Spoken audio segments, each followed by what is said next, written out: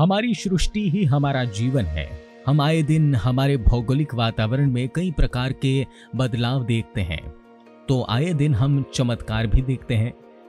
कहीं गणेश जी का दूध पीने का चमत्कार, तो कहीं बादलों में शिव जी के दर्शन। लेकिन इन सब रहस्यों और चमत्कारों के बीच में आज भी हमारे बीच ऐसी ही घटनाएं घटती हैं जो सदियों से चमत्कारी है। आज हम ऐसी ही एक चमत्कार के बारे में बात करने जा रहे हैं, जहां पे आज भी केसर और चंदन की बारिश होती है।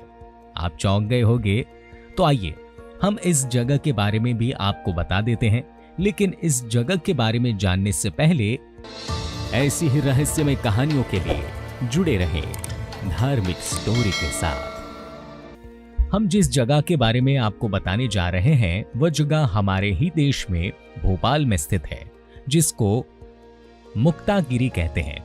सौंदर्य और धार्मिक स्थल मुक्तागिरी ऐसा स्थल है जहां माना जाता है कि केसर और चंदन की आज भी बारिश होती है। इस पवित्र स्थल पर दिगंबर जैन संप्रदाय के 52 मंदिर है। इस मंदिरों में एक से बढ़कर एक शिल्प कला का नमूना यहाँ की मूर्तियों में देखने को मिलता है। मन को सुख और शांति देने वाले इस स्थल पर सैकड़ों श्रद्धालु और पर्यटक आते हैं। यह स्थान मध्य प्रदेश ने बैतूल जिले की भैंसदेही में मुक्तागिरी नाम से प्रचलित है। थपोड़ा गांव में स्थित यह पवित्र स्थल धार्मिक प्रभाव के कारण लोगों को अपनी ओर खींचता है। यही कारण है कि देश के कोने कोने से जैन धर्मावलंबी यहाँ आते हैं। साथ ही दूसरे धर्मों को मानने वाले भी इस मनोहारी दृश्यों को देखकर भाव विभोर हो जाते हैं। सतपुड़ा पर्वत श्रृंखला के बीच हरे भरे जंगलों में यह स्थान बसा है।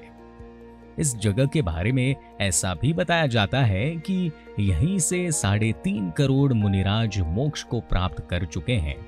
इसलिए कहा गया है, अचलापुर की दिशा ईशान तहा मेढागिरी नाम प्रधान, 3.5 कोटि मनुराय तिनके चरण नमो चितलाय। हमारे शास्त्रों में इसका अर्थ बताया गया है कि 3.5 करोड़ संतों को नमन करो, जिन्हें पवित्र नगरी अचलपुर के उत्तर पूर्व मेढागिरी के शिखर पर निर्वाण प्राप्त किया हो। इस मोक्ष प्राप्ति और तपोभूमि में अक्सर केसर और चंदन की बारिश होती है। मुक्तागिरी के मेढागिरी नाम के पीछे ऐसी मान्यता है कि यहाँ अक्सर केसर की बारिश होती है। तकरीबन 1000 वर्ष पहले आसमान से एक मेढा ध्यान मग्न एक मुनिराज के सामने आकर गिरा था।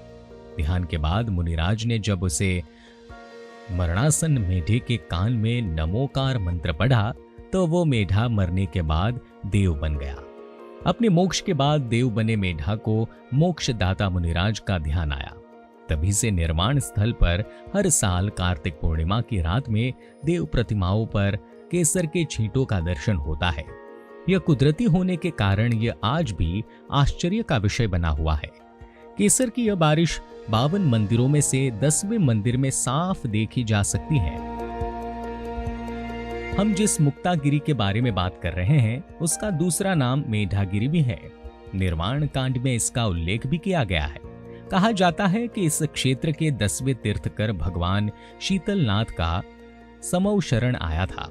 ऐसा मोतियों की बारिश मानने से इसे मुक्तागिरी कहा जाने लगा। बताया जाता है कि भगवान पार्श्वनाथ के दर्शन करने के लिए रोज अनेक श्रद्धालु आते हैं, जो बीमारी, भूत पिशाच आदि सांसारिक परेशानियों को दूर करने की मंशा से आते हैं। लोगों की मनोकामना भी इस स्थान से पूरी हो जाती है। जंगलों के बीच आया यह मंदिर न सिर्फ केसर बारिश के कारण प्रचलित है, बल्कि यहाँ का झरना भी खास है। सतपुड़ा पर्वत की 250 फीट ऊंचाई पर एक झरना भी है, जो प्राकृतिक सौंदर्य को और भी बढ़ा देता है।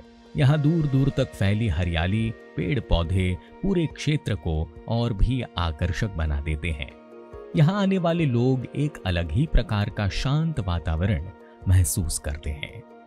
52 मंदिरों के दर्शन करने के लिए श्रद्धालुओं को 250 सीढ़ियां चढ़कर 350 सीढ़ियां उतरनी पड़ती है। मान्यता है कि यहाँ 600 सीढ़ियां चढ़ने उतरने से एक मनोकामना पूरी हो जाती है। शास्त्रों में बताया गया है कि अचलपुर का पहले नाम अलीचपुर था।